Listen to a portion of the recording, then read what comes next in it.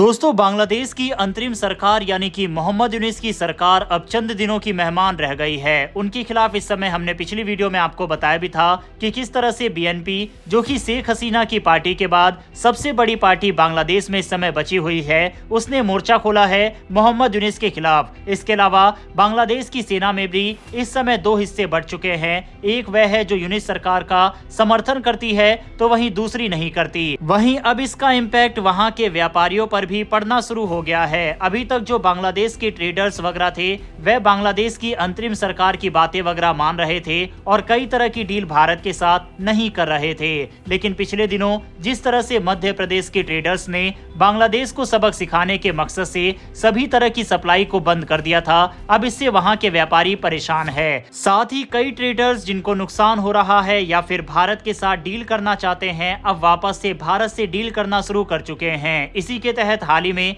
एक बड़ी डील भारत और बांग्लादेश के बीच साइन हुई है। बाकायदा आप रेफरेंस के लिए स्क्रीन पर आर्टिकल भी देख सकते हैं। टाइम्स ऑफ इंडिया का यह आर्टिकल है। दरअसल हाल ही में बांग्लादेश पेट्रोलियम कॉरपोरेशन यानी बीपीसी ने भारत के नुमालीगढ़ रिफाइनरी लिमिटेड यानी एनआरएल से 1,30,000 मैट्रिक टन डीजल आयात करने का फैसला किया है। ये डीजल जनवरी 2025 से दिसंबर 2025 के बीच बांग्लादेश पहुंचेगा। इस डील की कुल कीमत 1137 करोड़ बांग्लादेशी टका होगी। आपको बता दें कि बांग्लादेश में इस साल 7.4 million metric ton refined fuel oil की जरूरत है, जिसमें से 4.6 मिलियन टन सिर्फ डीजल है। बांग्लादेश अपनी जरूरत का लगभग 80% डीजल सीधे आयात करता है और बाकी हिस्सा लोकल रिफाइनरी से प्राप्त होता है। भारत के नुमालीगढ़ रिफाइनरी से डीजल आयात का सिलसिला 2016 से चल रहा है। ये डीजल ट्रेन के जरिए बांग्लादेश तक पहुंचता है, जो दोनों देशों के बीच अच्छे व्यापारिक संबंधों का एक अहम उदाहरण है।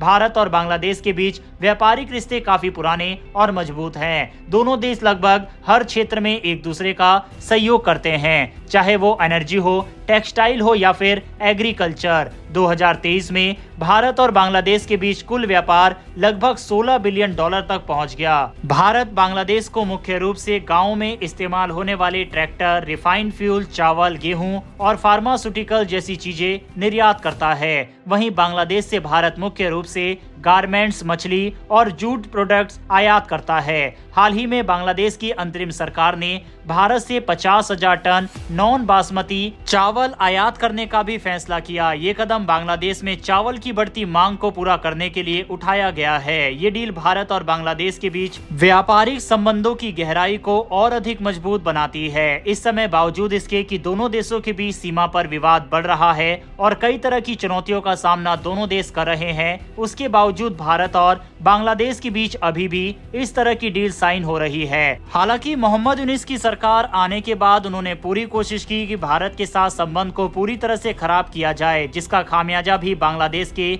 व्यापारी और वहां के लोगों को भुगतना पड़ा। भारत की कई कंपनियों और कई स्टेट ने बांग्लादेश को सामान वगैरह भेजना बंद कर दिया है। साथ ही भारत के अंदर भी बांग्लादेशियों के प्रति नफरत बढ़ी है, क्योंकि जिस तरह की हरकतें बांग्लादेश ने की है और वहां पर जिस तरह से माइनॉरिटी पर हमले किए गए, उससे यकीनन ऐसा होना ही था। हालांकि यहाँ पर आपके मन में ये सवाल आ सकता है कि जब बांग्लादेश में आए दिन कुछ ना कुछ ऐसी हरकत भारत के विरुद्ध कर रहा है, तो उसके बावजूद भारत चावल से लेकर तेल वगैरह की सप्लाई बांग्लादेश को क्यों कर रहा है? तो इसके पीछे कई कारण है। इतने सालों से जो व्यापारिक रिश्ते और जो ट्रेडर्स वगैरह का भरोसा बना है, भारत उसको तोड़ना नहीं चाहता। इसके अलावा अगर ये सामान भारत नहीं देता तो इसको बांग्लादेश दूसरे देश चाहे चीन या फिर पाकिस्तान जैसे देशों से मंगाना शुरू कर देगा और इससे जहां भारतीय व्यापारियों को घाटा होगा, तो वहीं जब भारत और बांग्लादेश के रिश्ते सामान्य होंगे, तब भी बांग्लादेश के ट्रेडर्स दूसरे देशों से सामान खरीदना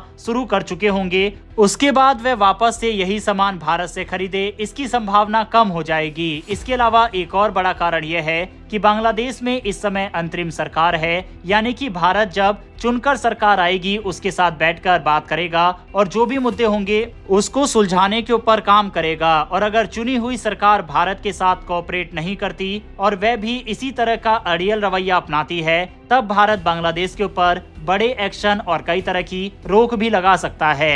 बहरहाल आपकी इस पर क्या राय है कमेंट बॉक्स में लिखकर बताइएगा। फिलहाल इस वीडियो में इतना ही। अगर आपको ये इन्फॉर्मेशन और वीडियो पसंद आई हो तो वीडियो को लाइक करके हमारी आने वाली डेली ऐसी वीडियो के लिए चैनल को सब्सक्राइब कर बेल नोटिफिकेशन को जरूर दबा लें। फिर मिलेंगे ऐसी एक नई वीडियो के साथ। धन्यवाद। जय हिंद।